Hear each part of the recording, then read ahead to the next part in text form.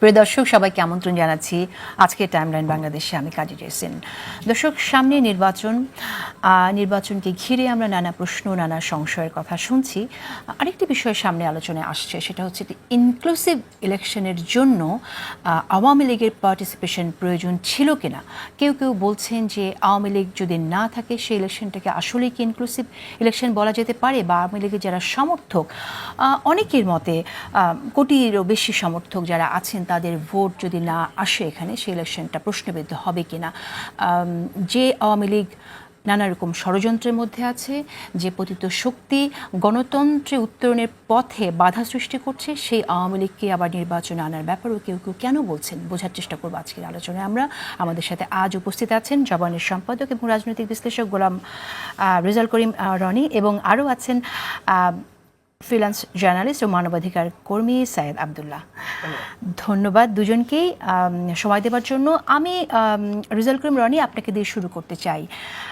যেমনটি শুরুতেই বলছিলাম যে আওয়ামী লীগের ভোট ব্যাংক একটি বিষয় আছে, সেটা নিয়ে আমি পরে কথা বলবো, যে এই ভোট ব্যাংক নিয়ে যে রাজনীতি করতে পারে রাজনৈতিক শক্তিগুলো, সেটা নিয়ে কথা বলবো পরে। কিন্তু এই আলোচনাটা এক সময় ছিল যে আওয়ামী লীগকে আসলে নির্বাচন করতে দেওয়া উচিত কি না। আবারও আমরা এরকম একটা আলোচনা শুনছি যেখানে আসলে আওয়ামী লীগের যে অপরাধ, গণহত্যার যে অভিযোগ আওয়ামী লীগের বিরুদ্ধে এসে, সেটা বিচারাধীন। আপনি কিভাবে দেখছেন আসলে? জি, ধন্যবাদ। যে যেখান থেকে আমাদের শুনছেন দেখছেন সবাইকে আমার সালাম, কৃতজ্ঞতা। দেখেন, এটা একটা খুব পুরানো আলোচনা, কিন্তু আমরা প্রথম দিন থেকে বলছি যে বাংলাদেশে আওয়ামী লীগ এবং রাজনীতি দুইটা একসাথে যায় না। এবং আমাদের রাজনৈতিক ব্যর্থতা কি, অনেকগুলো ব্যর্থতা আছে। এর মধ্যে একটা ব্যর্থতা কি, একটা ব্যর্থতা হলো আওয়ামী লীগকে আমরা রাজনৈতিক সংগঠন মনে করছিলাম।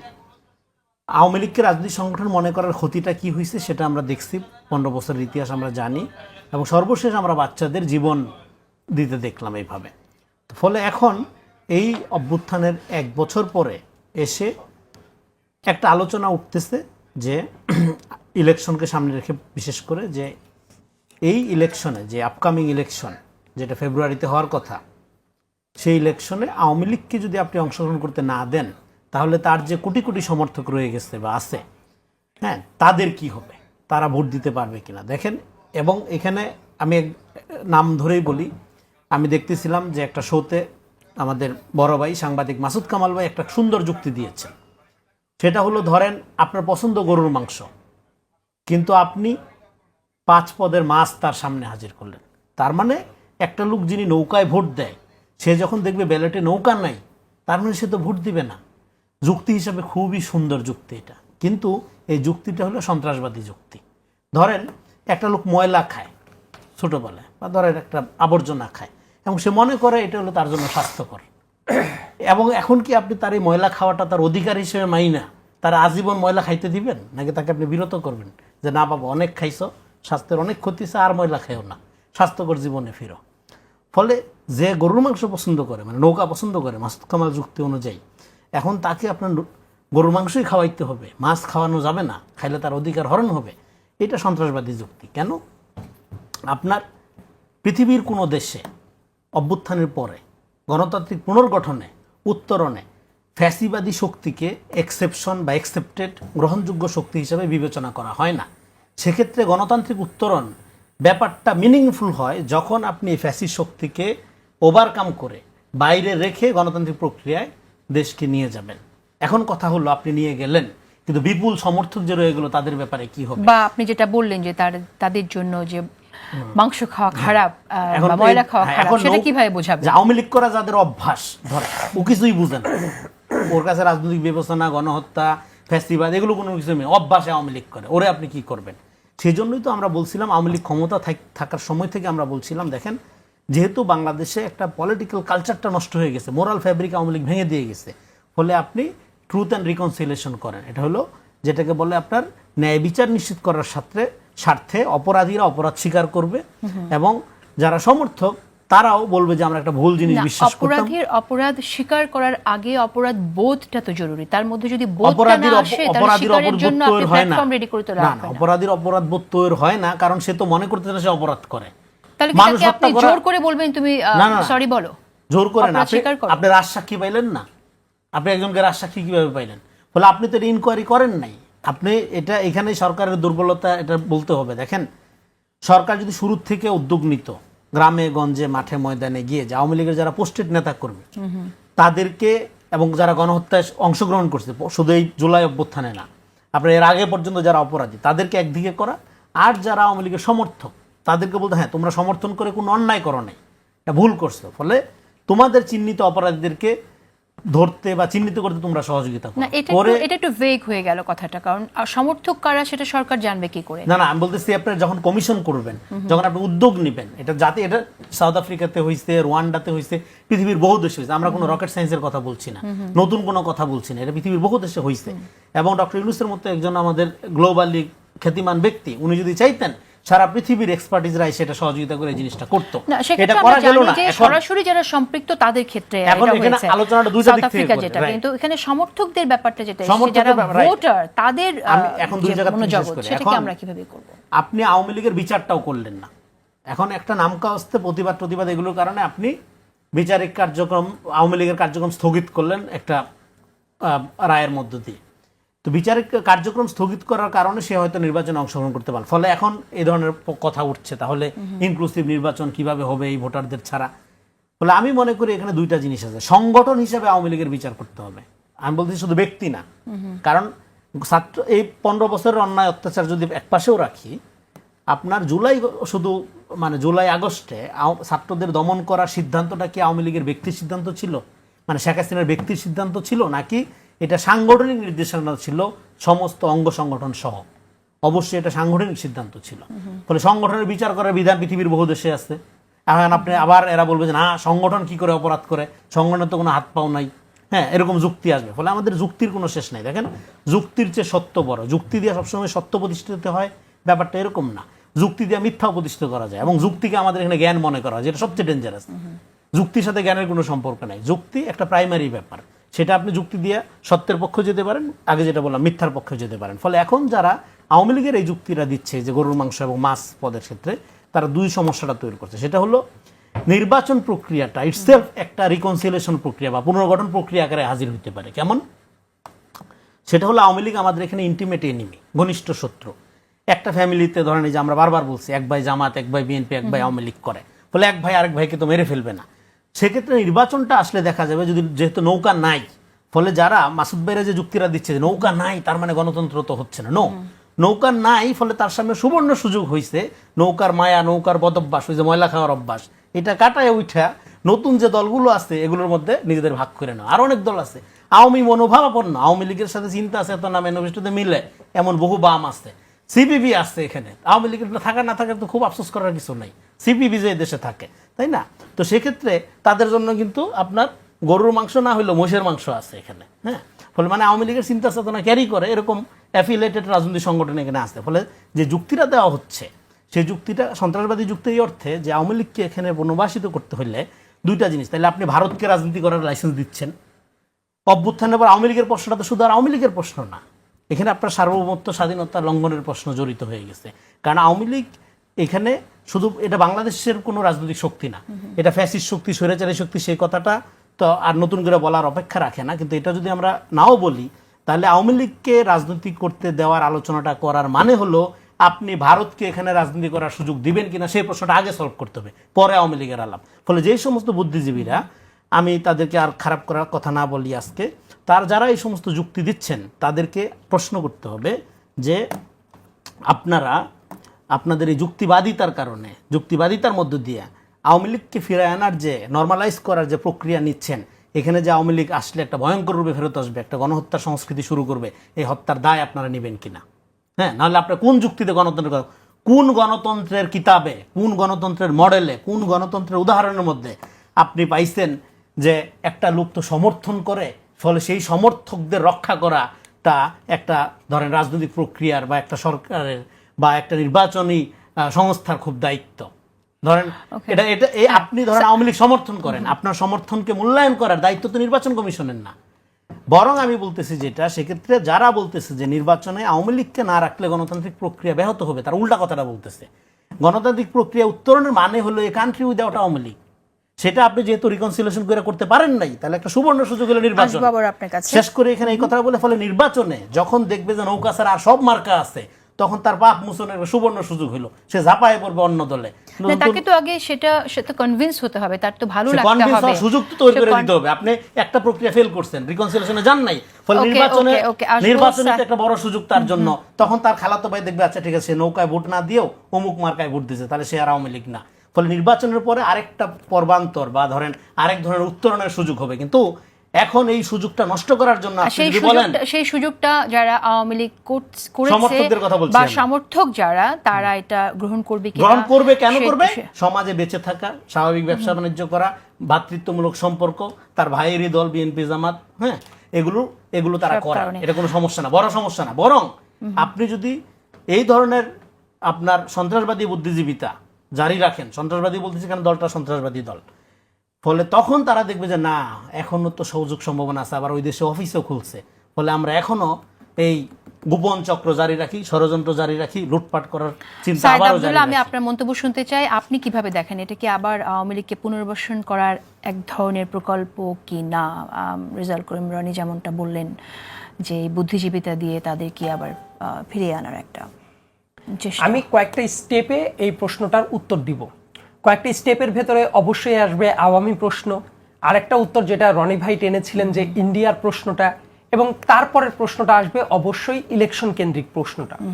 সবার আগে আমি একটু রনি ভাই যে জায়গায় বলেছে ওই জায়গাটা যদি কিছু সাবস্টেন্সিয়েট করি, যে আওয়ামী লীগকে এই সাইডে কোনোভাবে রাজনীতি করতে দেওয়ার কারণ বা কোনো লক্ষণ রাখা বা কোনো কিছুই, এটা আসলে ভারতকে রাজনীতি করতে দেয়া, এই ব্যাপারটা আসলে এমন হয়েছে অনেকগুলো বছর যাবত যে আওয়ামী লীগ সরাসরি ভারতের পারপাসটা সার্ভ করেছে জন্য আমরা আওয়ামী লীগ সরাসরি ভারত হিসেবেই ধরি, এবং এটা সত্য। কিন্তু মূল ব্যাপারটা আমার যেটা পার্সোনাল পারসেপশন, ভারত এই জায়গায় আসলে কি চায়? ভারত আদতে যেটা চায় তারা আওয়ামী লীগ না, বরং একটা দুর্বল শক্তির সরকার থাকে এই সাইডে। আওয়ামী লীগ অবশ্যই দুর্বল শক্তির সরকার ছিল, কারণ জনগণের ভোট যেহেতু দরকার হতো না, তা তো মোরাল ক্যাপাসিটি ছিল না দেশটাকে শাসন করার। হয়তোবা গুন্ডা পান্ডা দিয়ে বিশাল শক্তি সামর্থ্য নিয়েছিল, কিন্তু তার মোরাল শক্তিটা ছিল না। অতএব ইন্ডিয়ার জন্য যেটা সবচেয়ে বড় সুবিধা হয় সেটা হলো একটা দুর্বল কাঠামোর সরকার, যে দুর্বল কাঠামোর সরকারটা থাকলে বারবার করে এই দেশের প্রত্যেকটা জায়গায় সে হস্তক্ষেপ করার রাস্তাটা ক্লিয়ার করবে। সেটা যদি কোনো কারণে আওয়ামী লীগ নাও থাকে, লেটস সে আজ থেকে 5 বছর 10 বছর 15 বছর 20 বছর আওয়ামী লীগ নাই, সেই দুর্বল করার প্রক্রিয়াটা হইতে পারে জাতীয় পার্টি, হইতে পারে XYZ নানা টাইপের দল। তো আওয়ামী লীগ নাই মানে ভারত কোনোদিন আর নজর দিবে না, আমি এই মতের সাথে একমত না। একটা দুর্বল সরকার থাকলে ভারত ওই জায়গাটাই বেনিফিটটা নেওয়ার চেষ্টা করবে। এই জন্য আমাদের গণঅভ্যুত্থান পরবর্তী সময়ে আমাদের স্বাধীনতা এবং সার্বভৌমত্বের প্রতি সবচেয়ে বেশি গুরুত্ব আরোপ করা উচিত, এবং সংস্কারটা এমন সংস্কার হওয়া উচিত না যেটা অনেক ক্ষেত্রে সরকারকেই দুর্বল করে দেয়। তাহলে যেটা হবে, ওই যে ভারত কন্ট্রোলের যে মেকানিজম, সেই ব্যাপারটা থেকেই যাবে। এইবার আসে 2 নাম্বার প্রশ্নে, আওয়ামী লীগকে ব্যান করা, আওয়ামী লীগের মানুষ এবং তাদেরকে রিকনসিলিয়েশনের ভেতর যে নিয়ে যাওয়ার প্রক্রিয়াটা, রিকনসিলিয়েশন তখনই হইতে পারে যদি ওই গোষ্ঠী যারা আছে তাদের ভিতরে রিপেন্টেন্স কাজ করে। আওয়ামী লীগের একজন মানুষকে আমি খুব একটা দেখি নাই যে তারা মনে করে যে কাজটা ঠিক হয় নাই, বা তারা যে দলটাকে ভোট দিত তারা খারাপ কাজ করেছে এটা মনে করে না। বরং তাদের যারা ওই নাটক, মুভি, গায়িকা যারা যারা ছিল, তারা দেখবেন এখনো সুযোগ পেলেই লম্ফঝম্প শুরু করে। তাদের ভেতরে যারা বুদ্ধিজীবী কয়েকজন ছিল, এখনো সুযোগ পাইলেই লম্ফঝম্প শুরু করে, ইন্টেলেকচুয়ালি যারা তাদেরকে ফেভার করত। আর 2 নাম্বার ব্যাপার হলো, তারা এখনো মায়ের মুখী অবস্থানেই যেতে চায় জন্য বিভিন্ন সুযোগ পাইলে সজীব ওয়াজেদ জয় থেকে শুরু করে একেবারে আওয়ামী লীগের লোকাল পাড়ার পান্ডাটা পর্যন্ত তারা একই প্যাটার্নেই চিন্তাটা করে। এবং এই যে চিন্তা করার ব্যাপারটা, তবে বিচার আওয়ামী লীগের কিন্তু এক সাইড দিয়ে করাটা অসম্ভব না, কারণ কি, কিন্তু সরকার সেটা ব্যর্থ হয়েছে আইডেন্টিফাই করতে। সরকার ঘোষণা দিয়ে আওয়ামী লীগকে দল হিসেবে গণহত্যায় সামিল করেছে। আমি একদম দিনক্ষণ ধরে ধরে বলে দিচ্ছি, এই ডাটাগুলা খুব গুরুত্বপূর্ণ। যেমন 15 জুলাই 2024 সাল ঢাকা বিশ্ববিদ্যালয়ে ওবায়দুল কাদের তার আগে সরাসরি নির্দেশ দিয়েছিল যে এদেরকে রুখতে আমার ছাত্রলীগই যথেষ্ট। তার মানে আপনি সংগঠন হিসেবে ছাত্রলীগকে সরাসরি সাধারণ ছাত্রদের বিরুদ্ধে লেলিয়ে দিয়েছেন দল হিসেবে। তারপরে একটু মনে করে দেখেন যে 29 তারিখ আর্মির যখন প্রথম বৈঠকটা হয়, তারপরে বোঝা যাচ্ছিল আর্মি হয়তো বা পুরোপুরি ফেভার করবে না। 3 আগস্ট 2024 আর্মির ওই যে হেলমেট ভবনে যে মিটিংটা হলো, তারপরে পুরোপুরি বোঝা যাচ্ছিল যে আর্মি আর এই গভর্নমেন্টকে আর যেভাবেই হোক তার এজেন্ডা বাস্তবায়নে হেল্প সহযোগিতা করবে না। এবং ঠিক তারপরেই দেখেন 3 তারিখের পরে 4 তারিখে কিন্তু আওয়ামী লীগ ঘোষণা দিয়েছিল একটা ওবায়দুল কাদের যে আওয়ামী লীগকে পাড়ায় পাড়ায় প্রত্যেকটা জায়গায় নামতে হবে, প্রতিরোধ করতে হবে। তার মানে এই যে হত্যাযজ্ঞের জায়গাটা, এটা দল হিসেবে আওয়ামী লীগ পার্টিসিপেট করেছে এন্ড ইটস ডকুমেন্টেড ফ্যাক্ট। তারপরের হিসাবে আমরা আসি, কিন্তু এটা বিচার প্রক্রিয়াতে ডক্টর মোহাম্মদ ইউনূসের প্রতি আমার অসম্ভব রকমের রেসপেক্ট আছে, মানে হ্যাভিং দ্যাট ফুলেস্ট রেসপেক্ট। আমি যেটা বলি, যেভাবে এই প্রক্রিয়াটা আগানোর কথা ছিল ওই জায়গাতে বিশাল বড় রকমের গাফিলতি হয়েছে, এবং গাফিলতি হয়েছে জন্যই বিদেশে গিয়ে উনি যখন বিবিসিতে ইন্টারভিউ দেয় বা কোনো ইন্টারন্যাশনাল মিডিয়াতে ইন্টারভিউ দেয়, যখন তারা তাকে চেপে ধরার চেষ্টা করে, সে কিন্তু লায়াবিলিটি নেয় না। বাংলাদেশের মিডিয়ায় নর্মালি উনি কথাই বলেন না। আমি ওই মিডিয়াগুলোতে গিয়ে দেখতাম যদি বিবিসিতে বা অন্যান্য জায়গায় গিয়ে উনি কড়াভাবে ডিল করছে যে উনি এটা ব্যান করার চেষ্টা করছেন, ব্যান করার প্রক্রিয়ার ভিতরে গেছেন কোনো কিছু, কিন্তু উনি দেখবেন ধরি মাছ না সুই পানি টাইপ উত্তর দেন। কিন্তু ওই উত্তরগুলো বাংলাদেশের মিডিয়ায় যদি ঠিক মতো আসতো তাহলে হয়তো অনেকের জন্য ইকুয়েশনটা মেলানো সহজ হতো। এটা না নেওয়ার পেছনে হয়তো অনেক কারণ আছে, কারণ ট্রুথ অ্যান্ড রিকনসিলিয়েশনে যাওয়ার জন্য যে প্রক্রিয়া অনুসরণ করার কথা ছিল সেই দিকে এই সরকার আগায় নাই, বরং কিছু জনতুষ্টিবাদী প্রক্রিয়ার দিকে আগাচ্ছে। আওয়ামী লীগের অবশ্যই বিচার হওয়ার কথা ছিল। এই ধরনের গণহত্যা চালানোর পরে ভোটে পার্টিসিপেট করবে, দুনিয়া এত সস্তা না। কিন্তু সেই প্রক্রিয়ায় যে প্রপার প্রক্রিয়াটা দেখেন, আইসিটি ট্রাইব্যুনালের আইনটা যখন প্রথম সংশোধন করা হয়, দল হিসেবে নিষিদ্ধের যে প্যাটার্নটা ছিল সেটা ক্যাবিনেট মিটিং এ সর্বসম্মতক্রমে ডক্টর মোহাম্মদ ইউনূসের নেতৃত্বে সেটা বাদ দেওয়া হয়েছিল। পরবর্তীতে যেমন এখন যে অবস্থাটা আছে, এটা যদি এমন হতো যে বিচারিক প্রক্রিয়ার মাধ্যমে কোর্ট কর্তৃক নির্দেশ আসতো যে এই রায়টা পূর্ণাঙ্গভাবে আসার আগে এই দলটা এইভাবে পার্টিসিপেট করতে পারবে না, সেটার প্রক্রিয়াটা অন্যরকম হতে পারতো। কিন্তু বর্তমানে যে প্রক্রিয়াটা আছে, আমি তো বললাম যে তাদের প্রক্রিয়াটাও গাছাড়া একটা প্রক্রিয়া হয়ে গেছে, এবং যে কারণে বাইরের ইন্টারন্যাশনাল মিডিয়াতে গিয়ে ঠিক মতো উনি কিন্তু এইটা যে করা হচ্ছে সেই দায়টা কিন্তু উনি নিজের উপর নেন না, বরং বিভিন্ন জায়গায় ছড়িয়ে দেওয়ার চেষ্টা করেন। তো আদতে আমার কাছে যেটা মনে হয়, আওয়ামী লীগ না থাকলেও ইলেকশন অবশ্যই একটা ট্রান্সপারেন্ট হতে পারে, কারণ দেশের মানুষের জন্য ভোট দেওয়ার সুযোগটা আছে কিনা। কিন্তু পুনর্বাসনের যে প্রসঙ্গটা এসেছিল সেটা আপনি দেখছেন কিনা, যেমনটা কলকাতায় পার্টি অফিস খোলার ব্যাপারটা, এবং হ্যাঁ, এবং এখানে অনেকে তাদের যে কলকাতায় পার্টি অফিসের যে ব্যাপারটা আমি খুব খোলামেলা ভাবে বলি। সাইদ আব্দুল্লাহ, আমরা কলকাতার পার্টি আওয়ামী লীগের যে পার্টি অফিস নিয়ে আলোচনা হচ্ছে সেই বিষয়টা আমি আপনার কাছে আসবো একটু পরে, কিন্তু তার আগে একটু শুনতে চাই যে আমি রেজাউল করিম রনি আপনার কাছে শুনতে চাই। আমরা তো দেখছি এই পার্টি অফিস নিয়ে একটু ধোঁয়াশা আছে, মানে এর মাঝে একটা রিপোর্ট আমি দেখলাম, আজকেই দেখলাম রিপোর্টে, সেখানে রিপোর্টে যেটা বুঝতে পারছি, যেটা স্পষ্ট না আসলে তাদের ওখানে কোনো পার্টি অফিস আছে কি না। সুতরাং এটা একটা প্রশ্নবিদ্ধ এই বিষয়টি। কিন্তু এটা তো আমরা জানি যে তারা নানাভাবে সংগঠিত হওয়ার চেষ্টা করছে, যেমন বসুন্ধরা আবাসিক এলাকায় তারা ট্রেনিং নিচ্ছিল, রাইট, এবং সেখানে কয়েকজনকে গ্রেফতারও করেছে সরকার। তো এই যে আপনার ট্রেনিং নেওয়া বা অন্য জায়গায় বসে সংগঠিত হওয়া, নানান রকম মিটিং যেগুলো করছে, যেটা আমরা আওয়াজ পাচ্ছি, আওয়ামী লীগ আসলে করতে চায় কি? দেখেন, আওয়ামী লীগ আসলে কি করতে চায় এটা আওয়ামী লীগের নেতাকর্মীরাও জানে। আপনার বিশ্লেষণ কি বলে সেটা শুনে এখানে একটু রেসপন্স করি। সাইদ আব্দুল্লাহ যেটা বলে, দেখেন আমি কিন্তু বলি না একমাত্র আওয়ামী লীগের উপর ভর করে ভারত রাজনৈতিক প্রচেষ্টা চালাবে। আওয়ামী লীগের উপর ভর করে চেষ্টা চালাবে, এবং যেহেতু এটা অভ্যুত্থানের পরে সমূলে পরাজিত হয়েছে, মানে ভারত এবং আওয়ামী লীগ সহ দুইটাই, হ্যাঁ। তো এখন সে ডেফিনেটলি অন্য উইন্ডো খুঁজবে, অন্য জায়গায় চেষ্টা করবে, প্রশাসনের ভিতরে থাকার চেষ্টা করবে, কালচারাল ফ্রন্টে থাকার চেষ্টা করবে, বুদ্ধিজীবীতার মধ্যে, সাংবাদিকতার মধ্যে, নানা জায়গায় যেভাবে করে আর কি। এটা আমরা জানি, এটা মানে এটা ভারতময় বঙ্গভূমি আমাদের এখানে, হ্যাঁ। এবং আমাদের এখানকার এক একজন বুদ্ধিজীবী, বিশেষ করে এদের 3.5 হাত বোর্ডে এক টুকরা ভারতখণ্ড, যে হাইটা বেরোচ্ছে যে রক্তমাসের মানুষ, এগুলো আপনি একটা ভারত ভূমি হিসেবে পাঠ করতে পারেন, অসুবিধা নেই। সবাই না, আমি অবশ্যই সবাই না বলতেছি, যে চিহ্নিত অনেক বড় বড় নমস্য ব্যক্তিকে আপনি পাবেন এই লাইনে। তো যাই হোক, এখন যেটা আপনি যে প্রশ্নটা করলেন, দেখেন আওয়ামী লীগের তো জঙ্গি ট্রেনিং এর দরকার নেই, এটা তো এমনি একটা জঙ্গি সংগঠন। ও যে মানে অভ্যুত্থানের পরে কি বলছিল, ফেরত আসবো ভয়ঙ্কর রূপে, একবার তো বলে নাই ভুল হয়েছে, অপরাধ করছি, হ্যাঁ, নতুন করে জনগণকে সাথে নিয়ে রাজনীতি করবো, এইসব তো কোনো কথা নাই, ফেরত আসবো ভয়ঙ্কর রূপে। তার মানে আওয়ামী লীগ আসা মানে হলো এখানে একটা রক্তপাতের ক্ষেত্র তৈরি করা। এই জন্যই আমি বলতেছিলাম যে পলিটিক্সের কারণে 5 তারিখের পরে দেখেন আমরা এমন একটা রাজনৈতিক বন্দোবস্তের মধ্যে ছিলাম 54 বছরে, যেখানে বাচ্চা ছেলেদের আমাদের হারাইতে হয়েছে, বাচ্চা ছেলেদের জীবন দিতে হয়েছে। ফলে আমরা এমন কোনো রাজনীতি দেখতে চাই না যে রাজনীতি মানুষের গায়ে হাত তোলে। আপনার সাথে আমার মতের পার্থক্যের কারণে আপনি মনে করবেন আমাকে মারা ঠিক আছে, জায়েজ। মারা তো দূরের কথা, ফুলের টোকাও দিবেন। আমি আমার মত নিয়ে থাকবো, আপনি আপনার মত নিয়ে থাকবেন। কিন্তু আওয়ামী লীগ থাকলে এই জিনিস হবে না। কারণ তার যে স্পিরিট, এই স্পিরিটের মধ্যে একটা অ্যারোগেন্সি আছে। এটা যে বাঙালি জাতীয়তাবাদী যে ট্রাইবাল বয়ান, এবং যার মধ্যে দিয়ে এখানকার প্রগতিশীলতা, বুদ্ধিজীবিতা, রাজনৈতিক ফ্যানাটিসিজম মিলাইয়া এটার যে একটা মানে স্যালাইন বানানো হয়েছে, এটা টক্সিক, এটা সবসময় অ্যান্টি ডেমোক্রেটিক। হাসিনা কোনোদিনও বলে নাই যে সে ফ্যাসিস্ট। গণতন্ত্রের নামই সমস্ত সর্বনাশটা সে করছে। ফলে গণতন্ত্রের এই আওয়ামী মডেল থেকে আমাদের বের হইতে হবে। ফলে এখন যারা ইনক্লুসিভিটির নামে আওয়ামী লীগকে ইনক্লুড করার কথা, আওয়ামী লীগকে সংযুক্ত করার কথা বলে, তারা গণতন্ত্রের আওয়ামী মডেলে বাংলাদেশকে ফেরত নিয়ে যেতে চায়, যেখানে একটা রক্তপাতের সম্ভাবনা থেকে যায় না, শুধু একটা অবভিয়াস। এটা লিখে রাখতে পারেন, আওয়ামী লীগ আসা মানে এদেশে গৃহযুদ্ধ শুরু হওয়া। কারণ এই যে হাজার হাজার মানুষ আহত রয়ে গেছে, যে তার বন্ধুকে পাশে গুলি খেয়ে মরতে দেখছে, এই সমস্ত দলগুলো যদি, যখন একটা কথায় অভ্যুত্থানের পরপরই বলছিলাম, আগামী দিনে বাংলাদেশের রাজনীতি নির্ধারিত হবে আওয়ামী লীগের ব্যাপারে কে কি পজিশন নিচ্ছে তার আলোকে। আওয়ামী লীগের পতনের পরে এখানে 100% বিরোধিতার জায়গা। আওয়ামী লীগের যে বয়ান ছিল, সেই বয়ানের কাউন্টার ন্যারেটিভ কি দাঁড়ালো? এই জন্যই তো আমরা বলতেছিলাম যে আমরা মতাদর্শী, ইডিওলজি ভিত্তিক কোনো আপনার সংগঠনকে রাষ্ট্র পরিচালনায় দেখতে চাই না। রাষ্ট্র ভ্যালু বেসড হবে, সমস্ত ইডিওলজির একটা অভিভাবক, একটা ভ্যালু বেসড রাষ্ট্রের কথা আমরা বলছি। এটা বহুবার আলোচনা করছি, আজকে এখানে ব্যাখ্যা না করি, আজকে অন্য একটা আলোচনা করি। একটু একটা পয়েন্ট বলি, সেটা হলো দেখেন, এই সরকার আওয়ামী লীগের কার্যক্রম যে সাময়িকভাবে স্থগিত করলো, এইটা কেন করলো?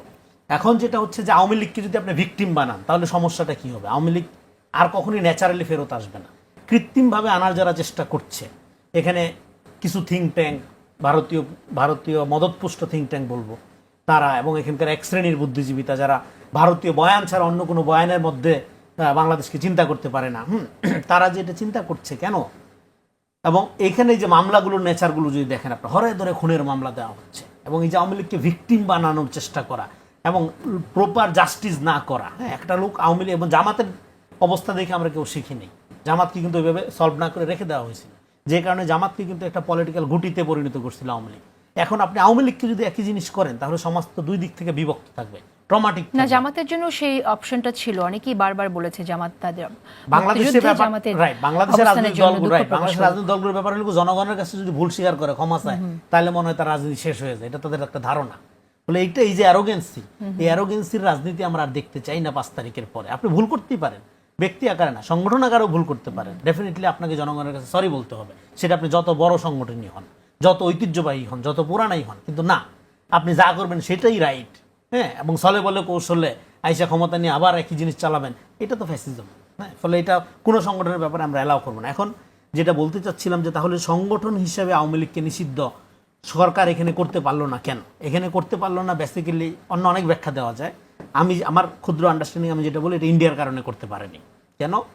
কয়েকদিন আগেও আমাদের যে বাংলাদেশের যিনি হাই কমিশনার দিল্লিতে আছেন, উনি একটা কথা বলেছেন যে বাংলাদেশের মাটি ভারতের বিপক্ষে আর কখনো ব্যবহার হবে না। খুবই ন্যায্য কথা। আমরা একটা আলাদা দেশ, ইন্ডিয়া একটা আলাদা দেশ, আমরা কেন মানে আপনার এটা যুদ্ধ অবস্থা ছাড়া আমরা কেন একজন আরেকজনের বিরুদ্ধে আমাদের ভূমিকা ব্যবহার করব? খুবই ভালো কথা। কিন্তু এখন আওয়ামী লীগ যদি ধরেন একটা ফুল নিষিদ্ধ সংগঠন হয়, সেই সংগঠনটা আশ্রয় প্রশ্রয় ইন্ডিয়া দিচ্ছে, ফলে এরকম একটা সন্ত্রাসী সংগঠন যাকে প্রতিপালিত করছে ইন্ডিয়া, ফলে এখন বাংলাদেশে যদি ভারতের বিরুদ্ধে কোনো সংগঠন এরকম সন্ত্রাসী কার্যক্রম চালায়, সেক্ষেত্রে কিন্তু ইন্ডিয়ার তখন বলতে পারবে না যে বাংলাদেশ তো ভারতের জন্য হুমকি স্বরূপ, ভারতের শত্রু, এরকম সংগঠন গ্রুপকে আপনার কি বলে মদত দিচ্ছে বা পৃষ্ঠপোষকতা দান করছে। সেই যুক্তিটা সেইটা কিন্তু আর দিতে পারবে না, এবং ইন্টারন্যাশনাল কতগুলো লটও আছে এখানে। ফলে সেই দিক থেকে যেহেতু হাসিনা ওইখানে রয়ে গেছে, এবং আওয়ামী লীগের আপনার টপ ক্রিমিনালদের প্রায় 80% কলকাতায়, আনুমানিক বলতেছি, কম বেশি হতে পারে। তো ফলে সেদিক থেকে যদি এখন একটা ফুললি সন্ত্রাসী সংগঠন হিসাবে আপনি আওয়ামী লীগকে নিষিদ্ধ করে দেন, এটা ভারতের জন্য তার কোনো জায়গা থাকতেছে না নেগোসিয়েট করার। একটা সন্ত্রাসী সংগঠনকে সে পরিপুষ্ট করতেছে। ফলে এখানে ভারত বিরোধী অনেক আশেপাশে আপনি জানেন, 7 সিস্টার থেকে শুরু করে, হ্যাঁ, ভারতের বিরুদ্ধে অনেক শক্তি, হ্যাঁ, সংগঠিত শক্তি, সশস্ত্র শক্তি আছে। ফলে তারা যদি তখন বাংলাদেশের ভূমি ব্যবহার করে, সেক্ষেত্রে ভারতের আর কোনো স্থে থাকবে না। এইটা একটা গুরুত্বপূর্ণ পয়েন্ট। সেক্ষেত্রে এই যে এটা, এই জন্য এখন আওয়ামী লীগকে একটা সেমি সন্ত্রাসী সংগঠন বানায় রাখছে সরকার, মানে সাময়িক কার্যক্রম নিষিদ্ধ। ফলে ফুল সন্ত্রাসী সংগঠন বানাইলে কিন্তু আপনি সেক্ষেত্রে ভারতের যে পলিসি, সে পুরো পলিসিটা ভারত চেঞ্জ করতে বাধ্য হইতো, এবং হাসিনা কিন্তু একটা গ্লোবাল বার্ডেন। সেখানে কি তাহলে আবারও এই ভারতের নতজানু একটা, ফলে আমি মনে করি এখানে এই দিক থেকে ভারত একটা কমফোর্টেবল জায়গায় চলে গেল, যে আপনি আপনি এটা দিয়ে ভারতের পুরো পররাষ্ট্রনীতি আওয়ামী ব্লক থেকে কিন্তু তাই সরাইতে যদি বাধ্য হয় করতে তাহলে ভারতের পারতেন। সাথে বর্তমান সরকারের অবস্থা তো খুব একটা উন্নতি হলো না। ডেফিনেটলি এখন অনেক উন্নত, মানে প্রথম দিকের চেয়ে। হ্যাঁ, এখন যে এই যে টেনশন ছিল শুনতেছি সেটা হয়তো কমে একটু গেছে। হ্যাঁ, কমছে, এখন সাইদ আব্দুল্লাহ, improving। আপনি কি মনে হয় যে ঠিক একই কারণেই কি, মানে যেটা রনি বললেন, ঠিক এই জন্যই কি সরকার আওয়ামী লীগ প্রশ্নে দ্বিধান্বিত কিনা আমরা যা শুধু দেখেছি? এই প্রশ্নটার উত্তর শুধু ভারত সেন্ট্রিক হয়ে দেওয়াটা আমার মনে হয় যে পুরোপুরি উচিত হবে না। তার কারণ আওয়ামী লীগকে ব্যান করা যাবে কি যাবে না, ইলেকশন করবে কি করবে না, এর সাথে ইন্টারন্যাশনাল গ্রুপগুলোরও একটা সম্পর্ক আছে। জাতিসংঘের প্রতিবেদনগুলো যদি খেয়াল করেন, অনেক অনেক অনেক অনেক ভালো কথার পাশাপাশি এই যে রাজনৈতিক দলকে নিষিদ্ধ করা যাবে না, এটা স্পেসিফিক বলা তার ছিল। মানে দেখেন এই জায়গাটা করতে হলে ইন্টারন্যাশনালি যে অনেক অনেক ধরনের কাজ করার দরকার ছিল। আমি সব সময় কয়েকটা কিন্তু কথা ভারত আমার যা কাছে করে, ভারত বন্ধু রাষ্ট্রদের সহযোগিতা নিয়েই করে, তাদের পলিসি অনেক সময় True, অন্যভাবেও সেটা আমরা শুনতে true, পাই। সেটা true, ইন্টারন্যাশনাল আবার অনেক অর্গানাইজেশনগুলোর সময় এমনও হয় যেসব জায়গায় চ্যালেঞ্জ করার দরকার সেই অনেক জায়গায় চ্যালেঞ্জটাও ঠিক মতো করা হয় না। একটা সুস্পষ্ট উদাহরণ দিই তাহলে বুঝতে সুবিধা হবে, যদিও অন্য প্রসঙ্গে। 1996 সালের 12 ডিসেম্বর বাংলাদেশের ভারতের ভেতরে একটা খুব গুরুত্বপূর্ণ চুক্তি হয়, গঞ্জেস ওয়াটার শেয়ারিং ট্রিটি, মানে গঙ্গার পানি বন্টন চুক্তি। যেটা ওই টাইমে শেখ হাসিনা অল্প কয়েকদিন ধরে ক্ষমতায় এসেছে, 1996 সালে নতুন একটা সরকার, এবং ভারতেরও মানে নতুন, ভারতেরও কম্পারেটিভলি নতুন সরকার ছিল যে দেবগৌড়ার আওতায়, এবং দেবগৌড়ার ওই কোয়ালিশন সরকারটা ছিল ভারতের ইতিহাসে দুর্বলতম সরকারের একটা। এবং 1997 সালে ইন্টারন্যাশনাল ওয়াটার কোর্স কনভেনশন হবে, এটা দুইটা পার্টির কাছে স্পষ্ট ইনফরমেশন ছিল। সেটা থাকা সত্ত্বেও 1996 সালের 12 ডিসেম্বর দুর্বল সরকারের আওতায় খুবই তড়িঘড়ি করে একটা চুক্তি করা হলো, যে চুক্তির কোনো গ্যারান্টি ক্লজ নেই, যে চুক্তির আদলে যেটা হয়েছে বাংলাদেশ আসলে পানির ন্যায্য হিস্সা পায় নাই, বরং মূল পানির ফ্লোটাকে তাদের একদিকে নিয়ে যায়, আমরা রেসিডিউয়ারি অংশ যেটা সেটা পেয়েছি। মানে মোটামুটি একটা পানির ডাকাতি করা হয়েছে, এই ন্যায্যতা নষ্ট করা হয়েছে, এবং সেই জন্য বাংলাদেশ এখন ভারত যদি পানি নাও দেয় অনেক জায়গায় অনেক ইন্টারন্যাশনাল ফোরামে যাওয়া যায় না। এই ব্যাপারটা নিয়ে যেহেতু 2026 সালে চুক্তির মেয়াদটা শেষ হয়ে যাচ্ছে, নতুনভাবে কিভাবে আগাতে পারে আমার খুবই আগ্রহ ছিল, যেহেতু আমি ইন্টারন্যাশনাল পরিবেশ আইনেরও আমি ছাত্র ছিলাম। তো আমার খুবই আগ্রহ ছিল যে এই সরকারে অন্তত পক্ষে কয়েকজন আছেন খুব ভালো লেভেলের এই ল ব্যাকগ্রাউন্ডের পড়াশোনা করা এবং পরিবেশ আইনের উপর পরিবেশ নিয়ে কাজ কাজ করা। করছেন। তো এই ব্যাপারটা নিয়ে কতদূর অগ্রগতি হলো এটা আমার দেখার আগ্রহ ছিল, কিন্তু দুঃখজনকভাবে সেটা এখনো দেখিনি। এই উদাহরণটা এই জন্যই টানলাম যে দেখেন ভারতের ভারতের প্রশ্ন সাথে যে শুধু চুক্তিগুলো সেটাও আমাদের সামনে রাজনৈতিক আসেনি। ভাবে না, বরং যে কাজগুলো করাটা দরকার ছিল জনগণের স্বার্থে, সেটা যদি প্রফেসর ডক্টর মোহাম্মদ ইউনূসের সরকারি না করতে পারেন, সেটা কিন্তু আরেকটা বড় প্রশ্ন অ্যারাইজ করে যে এই সরকার এই কাজগুলো কেন করলো না। তাহলে ইন্টারন্যাশনাল ফোরামগুলোতে প্রফেসর ডক্টর মোহাম্মদ ইউনূসের যে শক্তিশালী স্ট্যান্ড ছিল, স্ট্যান্ড সত্ত্বেও যদি কোনো কিছু না হয়, তাহলে জাতিসংঘের প্রতিবেদনের পরে যদি দল নিষিদ্ধ করার ব্যাপারে প্রশ্ন ওঠে, সেই প্রশ্নটা ডিল করার জন্য যে ধরনের প্রোঅ্যাক্টিভ রোল প্লে করার কথা ছিল সেটা তো করা হয় নাই। প্রত্যেকটা জায়গায় দেখবেন বাংলাদেশ সরকার ডিফেন্সিভ রোল প্লে করে, কিন্তু হওয়া উচিত ছিল প্রোঅ্যাক্টিভ। দু একটা উদাহরণ বলি, বর্ডার কিলিং কি কমেছে? বরং বর্ডার কিলিং প্রত্যেকটা মাসে, আমি কিছু আগে ডাটা দেখলাম যে বিগত বছরগুলোতে 31 জন 33 জন হলেও এই বছরের প্রথম যে 6 মাসের ডাটা 34 জন মারা গেছে, অর্থাৎ সংখ্যার হিসাবেও বরং একটা বা দুইটা বেশি। কিন্তু বর্ডার কিলিং নিয়ে অন্যান্য সরকারের আমলে যেভাবে মোটামুটি চেপে যাওয়া হয় এখনো তাই করা হয়েছে। পুশিনের ঘটনা যেভাবে বেড়ে গেছে এটা নজিরবিহীন ঘটনা, কিন্তু এই পুশিনের ঘটনা নিয়ে কি খুব বেশি আওয়াজ এসেছে? মিডিয়ায় তো খুব বেশি আওয়াজ আসে নাই, সরকারের জায়গা থেকেও প্রতিবাদ আসে না, এবং এমন অনেক জায়গা ছিল সরকার জায়গা থেকে বলেছে কিছু করার নেই। এই যে সরকার, আপনি চিন্তা করেন, সরকার বলছে কিছু করার নাই। আমরা কি এই কারণে সরকারকে দেখতে চাই যে সরকার বলবে আমার কিছু করার নাই? কিন্তু সরকারের পিআর ক্যাম্পেইন যারা চালায় তারা তো বলার চেষ্টা করে, তাদের কথাবার্তা শুনলে মনে হয় যে এই সরকার এত সফল সরকার, পৃথিবীর ইতিহাসে এত সফল সরকার বাংলাদেশে আর ছিল না। কিন্তু দেখেন, তাহলে এই যে কয়েকটা উদাহরণ দিলাম, আমি চাই এটাকেও খণ্ডন করুক যে এত নজিরবিহীন পুশিনের ঘটনা কেন ঘটলো, বর্ডার কিলিং কেন কমলো না একটাবারের জন্য? যদি না কমে থাকে, সরকারের তাহলে সবচেয়ে বেশি প্রেশার এখন দেওয়ার কথা ছিল, সেটা হয় নাই। গঙ্গা নদীর পানি চুক্তি নিয়ে খুব একটা কথাবার্তা হয় না এবং অনেক কাজগুলো হয় নাই। এই পুরা চক্রটা যদি বোঝা যায় তাহলেই আপনি বুঝতে পারবেন যে এই যে নিষিদ্ধ করা না করার যে জায়গাটা, এইটা শুধুমাত্র প্রেশার অমুক তমুক থিওরি না, আমাদেরও প্রোঅ্যাক্টিভ রোল প্লে করার ঘাটতি ছিল। যেমন ঘাটতিটা ছিল 1971 সালের পরে বাংলাদেশের সংখ্যা নিয়ে অনেক কসলাকসলি হয়েছে, কিন্তু এই দেশে তো গণহত্যা চলেছে, দিস ইজ ফ্যাক্ট। যে বাংলাদেশিদের ওপরে গণহত্যা চালানো হয়েছে, এই ব্যাপারটা আমরা কিন্তু ইন্টারন্যাশনালি মুখে মুখে বলেছি, কিন্তু এস্টাবলিশ করার জন্য খুব একটা কাজ কিন্তু করে নেই। জেনোসাইড কনভেনশন আছে, জেনোসাইড কনভেনশন অনুসারে এস্টাবলিশ করার জন্য আমাদের অনেক পেপার ওয়ার্ক করতে হতো, কাজ করতে হতো। দেখেন আমরা ওই কাজটা করি নাই। এই জায়গাতেও যে ধরনের কাজ যেভাবে করার দরকার ছিল কিছুটা প্রোগ্রেস হয়েছে, যেমন জাতিসংঘকে ইনভাইট করা হয়েছে, এটা খুবই ভালো একটা উদ্যোগ ছিল ওই তদন্ত কাজগুলোর জন্য, কিন্তু আরো যে ধরনের কাজ করার কথা ছিল করে নাই, বরং যেটা করছে অন্য কেউ করছে, আমরা 5টা গুজব ছড়াইলে 2টা ডিবাং করছি। হোয়ারাজ আমাদের আরো প্রোঅ্যাক্টিভ রোল প্লে করার দরকার ছিল, সেটা করতে আমরা ব্যর্থ হয়েছি। আমরা একটু ভিন্ন এবং এই প্রসঙ্গে যাব। জায়গাতে জাস্ট 30টা সেকেন্ড আরেকটা কথা বলা দরকার। এই যে কলকাতায় পার্টি অফিস খোলার যে কথাটা ছিল, ইন্ডিয়া যদি পার্টি অফিস অফিসিয়ালি নাও খোলে, এন্টায়ার ইন্ডিয়ারই পার্টিকুলার কয়েকটা জায়গা আওয়ামী লীগের পার্টি অফিস হিসেবে ব্যবহৃত হবে, এই ব্যাপারটা আমাদের না ভাবার কোনো কারণ নাই। কারণ তারাই তো আশ্রয় প্রশ্রয় দিচ্ছে, সেটাকে নিউট্রালাইজ করা আমার কাজ। সারাদিন ষড়যন্ত্র করবে, আমরা শুধু ষড়যন্ত্রের বয়ান দিব, এইটা কাজ না। সরকারের কাজ হলো সেটা নিউট্রালাইজ করা। সরকার সেই জায়গায় তো কথা বলে না, না কথা বলে আজকে অমুক খুলবে, কালকে অমুক খুলবে, সুযোগ পাইলে ওরা ওই জায়গায় একটা সরকারের মতো চালাইতে পারে। আমাদের কাজ হলো সেটা প্রতিবাদটা করা। ইলেকশন হয় এখন, তো সেই ইলেকশনে আওয়ামী লীগ জিতে আসতে পারে। আমিও একটা টকশোতে বলেছিলাম। জি জি। সাইদ আব্দুল্লাহ, আমি আপনার কাছে আসি, একটু ভিন্ন প্রসঙ্গে যাই। সেটা হচ্ছে যে এত বছর পর নির্বাচন হবে, এটা সুষ্ঠু নির্বাচনের জন্য প্রত্যাশা। বিএনপিতে তো অনেক প্রার্থী, তো সেই জায়গা থেকে আবার অনেকে বলছে যে বিদ্রোহী প্রার্থী অনেকে দাঁড়িয়ে যেতে পারে।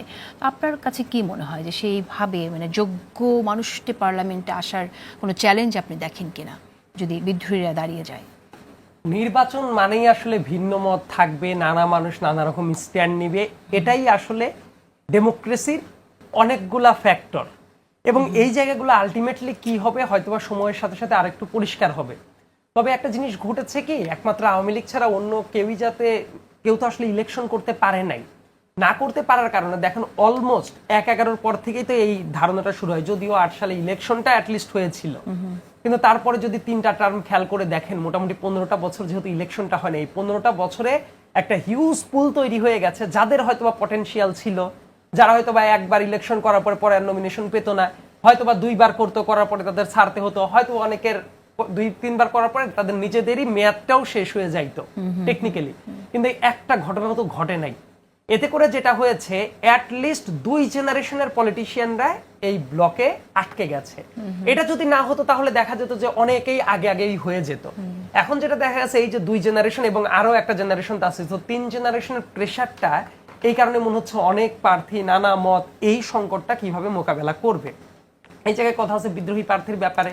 অবশ্যই বিদ্রোহী প্রার্থী অনেকেই হইতে পারে, তবে আবার আরেকটা কথা আছে যে আপনি যদি একটা দল করেন, বেসিক্যালি বড় দলের কথা যদি বলি, বিএনপির কথা যদি বলি, তারা যদি বুঝতে পারে যে সরকার হিসেবে কোন দলটা যাচ্ছে, কাজেই বিদ্রোহী প্রার্থী হওয়ার পরে যদি আবার রেজাল্টটা তাদের ফেভারে না যায়, তাহলে কিন্তু তাদের লম্বা একটা পলিটিক্যাল ক্যারিয়ারও ওই জায়গাতে একটা ফুল স্টপও বসে যেতে পারে।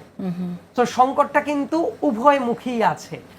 অনেক প্রার্থী সেই বিষয়টাকেও বিবেচনা নেবে, আবার অনেক প্রার্থী আবার ইমোশনালি দাঁড়িয়ে যাবে, ইমোশনালি অনেক কিছু করতে পারে। ব্যাপার সেটা হচ্ছে, আমরা তো এবার শুনছি যে বিএনপিতে অনেককে যারা তরুণ প্রতিভাবান তাদেরকে প্রার্থী হিসেবে আনতে চাইছে, চেষ্টা করছে। আপনার কি মনে হয় যে সেই জায়গায় যারা অনেকদিন মাঠের রাজনীতি করে এসেছে তারা এটাকে কিভাবে দেখবে? মানে আমার কাছে মনে হয় যে এইটা একদম হাইকমান্ড থেকে যদি বোঝাপড়াটা ঠিক মতো তৈরি করে দেয়া যায়, সেটা একটা ভালো সলিউশনের দিকে আগাতে পারে। কারণ সবার কিন্তু সবকিছু হওয়ার দরকার নেই।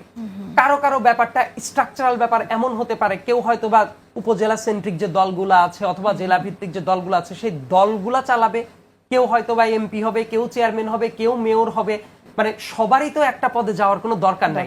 তো আপনি খেয়াল করে দেখেন, যদি প্যাটার্নটা এইরকম হয় যে কেউ একজন জেলার সভাপতি, একজন জেলার সেক্রেটারি, উপজেলাগুলোর সভাপতি সেক্রেটারি, পৌরের সভাপতি সেক্রেটারি, আবার তারা কেউ মেয়র ইলেকশন করছে, ভিন্ন একজন মানুষ চেয়ারম্যান ইলেকশন করছে, কেউ এমপি ইলেকশন করছে, তাহলে কিন্তু অনেকগুলো মানুষকে আপনি একসাথে অ্যাকোমোডেট করতে পারলেন। আর সবারই এমপি ইলেকশন করারও দরকার নাই। শুধুমাত্র এমপি ইলেকশন মানে কেউ যদি মনে করে যে মানুষের দ্বারে দ্বারে গিয়ে এলাকায় গিয়ে জনসভা করবে তারই এমপি হওয়ার দরকার, কিন্তু এমপির ফান্ডামেন্টাল কাজটা কি? দেশের পলিসি মেকিং করা, মানে ল মেকিং এর মাধ্যমে পার্লামেন্টে রিপ্রেজেন্ট করা। কিন্তু এটা তো আপনি বলছেন, কিন্তু যারা আসলে চেয়েছে বা দীর্ঘদিন ধরে চিন্তাই করে আসছে যে আমি সংসদ সদস্য হব, আমি নির্বাচন করব, তারা ব্যাপারটাকে কিভাবে নেবে?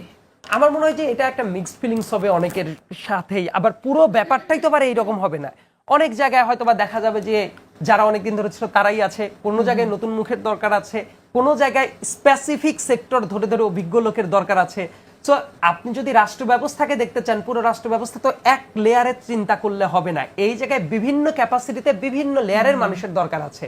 সো সেটা যদি হয় এক একজনকে এক এক জায়গায় সেট করার মনোভাবটা রাখতে হবে, এবং আমার মনে হয় যে এইটা যারা বোধ শক্তি সম্পন্ন দলীয় লোকজন আছে তারা এটা বুঝতে পারবে। কারণ এটা যদি না বুঝে, কারণ সামনের দিনের বাংলাদেশে কিন্তু মূল চ্যালেঞ্জটা শুরু হবে ইলেকশনের পরে গিয়ে, কারণ ওই জায়গায় এখন অনেক মানে কথাবার্তার যুদ্ধ চলতে পারে। ওই টাইমে অ্যাবসলিউটলি পলিসি মেকিং এর কাজই করতে হবে।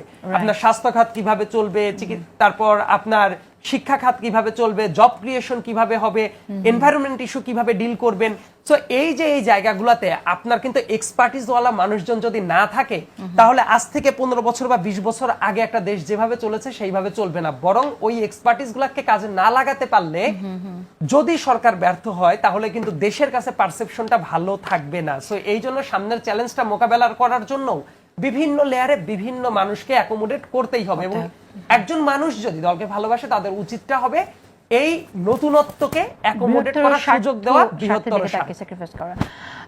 আমরা তো দেখছি যে একরকম নির্বাচনকে সামনে রেখে একরকম পোলারাইজেশন। রেজাল্ট করিম রানী, আমি আপনার কাছে শুনতে চাই, যেমন ইসলামিক দলগুলো এক হয়ে যাচ্ছে, এবং ইসলামিক দলগুলো যদি এক হয়ে নির্বাচন করে এবং তাদের একরকম এইম, তাদের একরকম প্রতিশ্রুতি জনগণের কাছে, আবার ডেমোক্রেটিক ফোর্সের আরেক রকম প্রতিশ্রুতি, যেটা সংঘর্ষর, আপনি কি মনে হয় যে নতুন বাংলাদেশে কিরকম হবে? নতুন বাংলাদেশের জন্য প্রথম দরকার হলো এই কান্ট্রি উইদাউট আওয়ামী লীগ।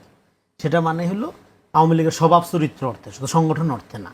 তো সেইটার ক্ষেত্রে ধরেন একটা জায়গা হলো, ধরেন আওয়ামী লীগকে ঠেকানো নিয়ে আগে বললে এটা যে আপনি যতক্ষণ পর্যন্ত আওয়ামী লীগ নিয়ে আলাপ করবেন পুরোটা সময়ের অপচয়, এবং এটা দুর্ভাগ্য ছাড়া আর কিছু না। অভ্যুত্থানের পরে আপনি নতুন বাংলাদেশের সূচনা করবেন, নতুন জায়গায় যাবেন, আপনি সারাদিন এখন আওয়ামী লীগের মধ্যে আমাদের পইরা থাকতে হবে, তাহলে নতুন কাজ করবো কখন? তার মানে আমাদের সামনে কাজ করার জন্য ওই প্রক্রিয়ার দিকে যেতে হবে। এবার আপনি যে প্রশ্ন আইডেন্টিফাই করতে হবে। এখন দেখেন এখন আওয়ামী লীগের সময় গভর্নমেন্ট কিভাবে চলছে, সরকার কিভাবে চলছে আমরা দেখছি, এটা একটা মডেল। এখন কিভাবে চলছে এটা একটা মডেল আমরা দেখলাম। এবং এই যে প্রশাসনিক স্থবিরতা, আপনি দেখবেন যে রিপোর্টের কথা বলতেছিলেন আপনি, যে এখনো সরকারের ঘনিষ্ঠ আমলারা, মানে বিগত সরকারের ঘনিষ্ঠ আমলারা, আওয়ামী ঘনিষ্ঠ আমলারা প্রশাসনিক নিয়ন্ত্রণ নেওয়ার মধ্যে প্রশাসনিক স্থবিরতা, বাইরের দিক থেকে আপনার পালিত বুদ্ধিজীবী, তারা আবার আওয়ামী লীগের ব্যাপারে এক ধরনের নর্মালিটি ক্রিয়েট করার চেষ্টা করা, ফলে সব মিলে দেখেন এখানে আপনি আওয়ামী লীগকে ঠেকানোর বেস্ট কৌশল হলো একটা ডেমোক্রেটিক বাংলাদেশ তৈরি করা, একটা অধিকার ভিত্তিক রাষ্ট্র কায়েম করা, একটা নাগরিক ভিত্তিক রাষ্ট্র কায়েম করা।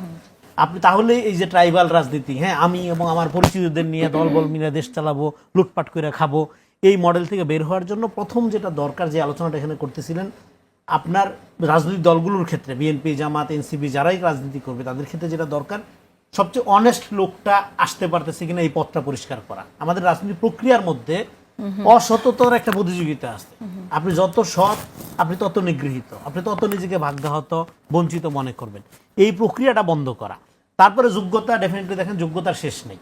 আপনি যোগ্যতা এটা তৈরি করা যায়, আপনি ট্রেনিং এর মধ্যে দিয়ে, আন্ডারস্ট্যান্ডিং এর মধ্যে যোগ্যতা তৈরি করা যায়, কিন্তু সততা জিনিসটা তৈরি করা যায় না, এটা ইনভেন্ট। ওই রকম লোকজন সমাজে আসছে, সংখ্যায় কম আসছে, তাদেরকে আপনি এম্পাওয়ার করার ক্ষেত্রে এখন দেখেন এই যে আপনি নির্বাচনী জোটের কথা বললেন, দেখেন আপনার আমাদের ইসলামী বিভিন্ন দলগুলো, ওনার এখানে অনেক শ্রদ্ধেয় আলেম আছে, আলেম হিসাবে ওনারা কিন্তু অনেক শ্রদ্ধেয়, কিন্তু তারপরেও নির্বাচনী ভোটে, মানে ভোটের রাজনীতি হিসেবে ওনাদেরকে মানুষ ট্রাস্ট করে না কেন, এই জিনিসটা কিন্তু একটু বুঝতে পারতে হবে। আলেম হিসাবে আপনার দরবারে যাচ্ছে, পীর হিসাবে আপনাকে রেসপেক্ট করছে, কিন্তু ভোটের মাঠে আপনাকে কেন সম্মান করছে না, বা মানে ওই শ্রদ্ধা, ওই আস্থা, ওই ট্রাস্ট রাখতে পারছে না কেন? রাখতে পারছে না কারণ হলো আপনার এই যে রাজনৈতিক যে প্রক্রিয়ার ক্ষেত্রে ডে টু ডে লাইফের যে ইস্যু, জনগণ যেভাবে সার্ভিস পেতে চায়, যেভাবে একটা ফিলান্থ্রপিক জায়গা থেকে রাজনীতিকে দেখতে চায়, সেই জায়গায় কিন্তু এরাও আপনার খুব একটা সুবিধা করতে পারে না, বা জনগণের ওই চাহিদা বা আকাঙ্ক্ষা পূরণ করতে পারেনি। বরং তারাও যখন জোটটা করে ইলেকশনকে সামনে রেখে, তখন জনগণের মধ্যে কিন্তু এই ধারণা তৈরি হয়, আচ্ছা ক্ষমতায় যাওয়ার জন্য সে হিসাব কিতাব কষে এমন এক জোট করতেছে যাতে সে ক্ষমতার সুবিধা পাইতে পারে, জনগণের যে কি সুবিধা হবে সেইটা প্রিন্সিপাল হয়ে যাচ্ছে না। ফলে তার এই যে ক্যালকুলেশন, তার এই যে ম্যাথমেটিক্যাল হিসাব, তার এই যে গাণিতিক হিসাব, সেই গাণিতিক হিসাবে জনগণ যখন দেখে আমি তো শুরুতেই মাইনাস, প্লাস হইলো যে ক্ষমতা, সে কিভাবে ক্ষমতায় যাবে সেইভাবে সে ভোটের মাঠে সঙ্গী জোট এগুলো গুছাচ্ছে, তখন আসলে নতুন করে ওই দলের প্রতি, সেটা যতই ধরেন ভালো মানুষের দলই হোক না কেন, জনগণ এই আস্থাটা রাখতে পারে না। ফলে সেক্ষেত্রে আমি মনে করি ভোটের মাঠকে পোলারাইজ করা, নিজেকে ক্ষমতায়িত করা বা নিজের সংগঠনকে একটা 10টা সিট বেশি পাওয়ানোর সুবিধা করা বা ক্ষমতা নেওয়ার চেষ্টা করার জন্য যে জোট টোট করা, এগুলোর চেয়ে জনগণের সাথে ট্রাস্টের সম্পর্ক বিল্ড আপ করা, জনগণ যাতে তাকে ক্ষমতায়িত করার ক্ষেত্রে কনফিডেন্ট থাকে, সেটা তো তাদের মতো করে তারা করছে, আমরা দেখছি। সেটা করার লক্ষণ, সেটা করার লক্ষণ আমি অন্তত এই যে 7 দফা 8 দফা যে সমস্ত সমাবেশ টমাবেশ হলো, এগুলো তো আমি কোথাও দেখি নাই যে জনগণের জন্য আমাদের এই প্রস্তাবনা, স্বাস্থ্য খাতে আমি এই করব, শিক্ষা খাতে আমার এই প্রস্তাবনা, এগুলোর চেয়ে বরং দেখেছি আমি এই চাই সেই চাই, এই দফা এই দাবি। ওকে, ধন্যবাদ আপনাকে। আমাদের শেষ করে দিতে হবে। সাইদ আব্দুল্লাহ, আমি আপনার কাছে আসি। জনপ্রতিনিধিত্বশীল একটি সরকারের জন্য সবচেয়ে জরুরি হচ্ছে যে প্রকৃত জনপ্রতিনিধি যে হতে পারে তাকে খুঁজে বের করা। কিন্তু আমরা এর আগে দেখেছি যে বিভিন্ন সময়ে মনোনয়ন বাণিজ্যের কথা শুনেছি আমরা, সম্পর্ক এবং নেটওয়ার্কিংয়ের ভিত্তিতে প্রার্থী যে আপনার মনোনয়ন পাচ্ছে সেটাও দেখেছি বিবেচনা করতে বা বিবেচিত হতে। এর বাইরে গিয়ে প্রকৃত যে জনপ্রতিনিধি সেটাকে বের করার মতো কোনো আপনি দেখছেন কিনা, মানে বিএনপির কথা যদি বলি, সেই পরিবর্তনটা আপনি কি বিএনপির মতো দেখছেন কিনা? অতীতের অভিজ্ঞতা যদি বলা হয় যে বাংলাদেশে সেই অভিজ্ঞতা যদি সুখকরই হতো প্রত্যেকটা জায়গায়, তাহলে তো বাংলাদেশকে এই লেভেলে আমাদের দেখতে হতো না। তবে সামনের দিনের বাংলাদেশকে যদি টিকিয়ে রাখতে হয়, এই পরিবর্তনটা একেবারেই অবধারিত। এই কাজটা না করলে যে ভুলটা হবে সেটা হলো আবারও কোনো না কোনো জায়গা থেকে পলিসি পলিটিক্সের চেয়ে পাওয়ার পলিটিক্সটাকেই গ্রহণ করতে হবে, এবং সেটা হবে ডিজাস্টারাস একটা ব্যাপার। এবং আলটিমেটলি আমাদের যদি একটা ভালো বাংলাদেশের কমিটমেন্টের দিকে না যাওয়া যায়, গতানুগতিক ধারাতেই যদি থাকা যায়, সেটা করে আলটিমেটলি দেশের মানুষ হবে বারবার করে প্রতারিত। কারণ আপনি পলিসি পলিটিক্সটাকে যদি সামনে আনতে চান, তাহলে অবশ্যই আপনার পরিবর্তনের দিকে আগাতেই হবে, এবং এই ব্যাপারটা দলগুলো যদি ঠিকমতো অনুধাবন করে, তাহলে দেখা যাবে তাদের কাজের ভেতরে অনেক পরিবর্তনের জায়গাটা আসবে। যেমন আপনি যে বললেন, এই মুহূর্তে আমার কাছে যেটা মনে হয় সবচেয়ে বড় সংস্কারের যে জায়গাগুলো, যে ব্যাপারগুলো নিয়ে কথাবার্তা অলরেডি হচ্ছে সীমিত পরিসরে হলে অথবা ব্রডলি এখন আলোচনা হচ্ছে না, শিক্ষা খাতটাকে কিভাবে পুনর্বিন্যস্ত করা যাবে, মানুষের স্বাস্থ্য খাতটাকে কিভাবে দেখানো যাবে, কৃষকেরা কি ধরনের ইনসেনটিভ পাবে, তারপরে ব্যবসায়ীরা কি ধরনের ইনসেনটিভটা পাবে, একদম মানে থিওরিটিক্যাল জ্ঞান কপচানোর জায়গা না, বরং স্ট্রাকচারালি কোন খাতে কি কি হবে, বাংলাদেশের অর্থনৈতিক মুক্তি অতীতের চেয়ে কিভাবে ভালো দিকে আগাবে, এই ব্যাপারগুলোর দিকে আমাদের মনোযোগী হওয়া।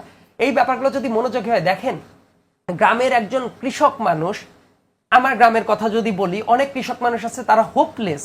তারা যদি দেখে যে তারা 3 বেলা খেতে পারছে, তাদের কৃষিকাজটা ঠিক মতো করতে পারছে, তাদের যে সন্তান আছে সে হয়তো বা কোনো না একটা কর্ম করে খাচ্ছে, হাসপাতালে গেলে সেবা পাচ্ছে, থানায় যাওয়ার পরে সে কোনো ধরনের হেনস্থার শিকার হচ্ছে না, কৃষি অফিসে গেলে সে তার সার্ভিসটা পাচ্ছে, তাকে ঘুষের ভেতরে পড়তে হচ্ছে না। এই যে নাগরিক সেবার কনসেপ্টটা, মানে এই কনসেপ্টের সাথে যখন নাগরিকরা পরিচিত হবে, তখনই তো সে প্রকৃতপক্ষে নাগরিক হয়ে উঠবে।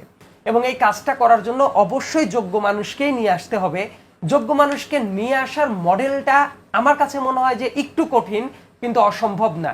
জিয়াউর রহমানের সময় কেন জিয়াউর রহমান সফল ছিল? কারণ উনি এই কাজটা করতে পেরেছিলেন। এবং আমরা প্রত্যাশা করি যে এই কঠিন কাজটি যেন সম্ভব হয় এবং আগামীতে আমরা নির্বাচনের যোগ্য প্রার্থী দেখতে চাই।